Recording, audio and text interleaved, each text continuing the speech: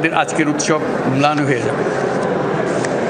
প্রচণ্ড নিষ্ঠুর পতিত স্বৈরাচারী সরকার এসব প্রতিষ্ঠানকে দিয়ে ক্ষমতা কুক্ষিগত করে রেখেছিল। আমরা তার এই প্রচেষ্টা ব্যর্থ করে প্রতিষ্ঠানগুলোর হারানো গৌরব ফিরিয়ে আনব। এই ঘৃণ্য চেষ্টায় ব্যবহৃত হয়ে যারা অপরাধ সংগঠিত করেছে তাদেরকে আইনানুগ বিচারের মাধ্যমে শীঘ্রই উপযুক্ত শাস্তি দেওয়া হবে। একই কথা দেশের সকল মন্ত্রণালয়, সংস্থা, শিক্ষা প্রতিষ্ঠান, নানা কর্মক্ষেত্রের জন্য প্রযোজ্য। সর্বত্র অপরাধীর বিচার হবে। আজ প্রত্যেকটি প্রতিষ্ঠান ও তার সদস্যরা নিজ নিজ কর্তব্য পালন করার মাধ্যমে দ্বিতীয় স্বাধীনতাকে উপভোগ করবেন, দেশকে গৌরবের শীর্ষে নিয়ে যাবেন এবং দেশবাসীকে এবং জগৎবাসীকে উপভোগ করার সুযোগ করে দেবেন। আমি জাতির পক্ষ থেকে প্রত্যেকে নির্ভয়ে আনন্দ চিত্তে নিজ নিজ কর্মস্থলে নিজ নিজ সামর্থ্য নিয়ে এগিয়ে আসতে অনুরোধ করছি।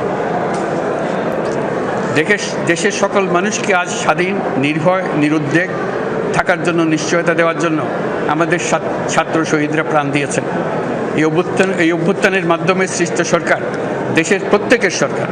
এখানে থাকবে সকলের আকাঙ্ক্ষা পূরণের অধিকার।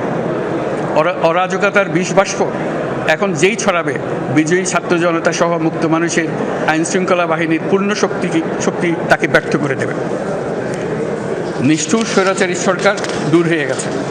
কাল সূর্য উদয়ের সঙ্গে সঙ্গে গণতন্ত্রের, সুবিচারের, মানবাধিকারের, নির্ভয়ে মত প্রকাশের পূর্ণ স্বাধীনতার জন্য সকলের স্বাচ্ছন্দ্যে জীবন ধারণের সুযোগ প্রদানের সচেষ্ট সরকারের ঘনিষ্ঠ সান্নিধ্য ও সহমর্মী পরশ দলমত নির্বিশেষে সবাই উপভোগ করবেন।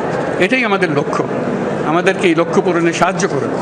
সারা বিশ্ব আজ অবাক হয়ে বলছে, সাবাস বাংলাদেশ, সাবাস বাংলাদেশের ছাত্র জনতা। আমরা এই অর্জনটাকে আর অনেক দূর নিয়ে যেতে চাই। আমাদের ছাত্র জনতার জন্য কিছুই অসম্ভব নয়।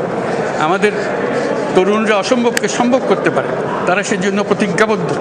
যদি আমরা ঐক্যবদ্ধ থাকি, ধ্বংসাত্মক কর্মকাণ্ড থেকে দূরে থাকি, সবার জন্য মুক্ত পরিবেশ সৃষ্টি করতে পারি, আমাদের বিজয় অবশ্যই হবে। আল্লাহ, মহান আল্লাহ আমাদের সহায় হবে।